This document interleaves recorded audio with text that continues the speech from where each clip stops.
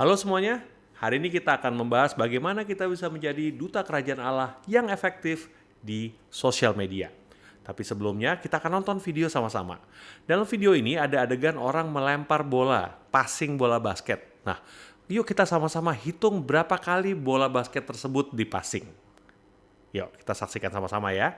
Yuk, perhatiin bolanya ya. Dan jumlah passingnya ada berapa kali? Ayo, fokus sama bolanya coba. Berapa kali bola itu dilempar? Nah, ayo terus hitung ya.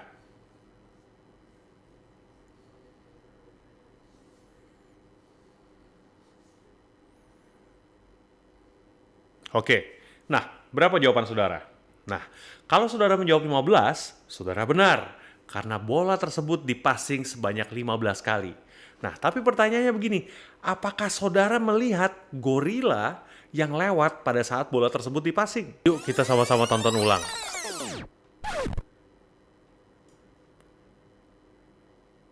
Nah, ini video yang sama loh saudara. Pada saat pertama kita nonton, karena kita terlalu fokus sama bola yang dipassing, maka kita mengabaikan gorila yang lewat. Padahal gorila itu terang-terangan lewat di depan kita. Kenapa seperti itu? Karena sebenarnya kita tidak melihat realita, tapi kita sedang melihat realita kita. Artinya cara kita melihat, cara kita mendengar, itu tergantung dari ekspektasi, tergantung dari cara pikir kita. Nah, dalam kerajaan Allah, firman Tuhan di Matius 13 ayat 33 bilang gini, dan ia menceritakan perumpamaan ini kepada mereka. Hal kerajaan surga itu seumpama ragi yang diambil seorang perempuan dan diadukan ke dalam tepung terigu 3 sukat sampai kamir seluruhnya. Jadi ragi dalam kerajaan Allah itu adalah pola pikir kerajaan Allah.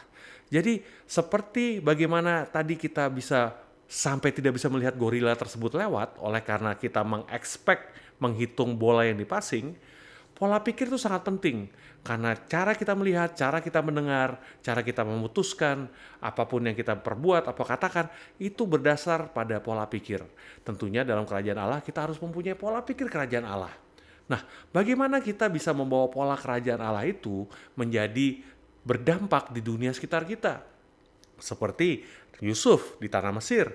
Dia masuk ke tanah Mesir sebagai ragi, pola pikir kerajaan Allah itu memberikan solusi pada saat mereka kelaparan. Seperti Daniel, dia bisa menjadi penasehat raja 4 kali rajanya ganti, tapi Daniel tetap sama.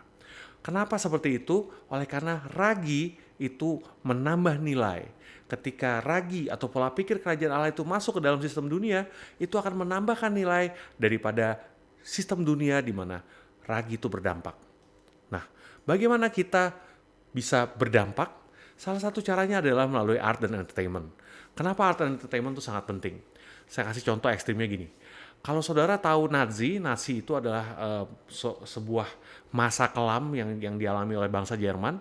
Tapi sebelum Nazi, Jerman itu punya nilai sosial budaya yang kurang lebih mirip lah sama kita. Mereka punya value yang mirip dengan kita. Bahwa sesama manusia itu mempunyai hak yang sama dan bernilai yang sama.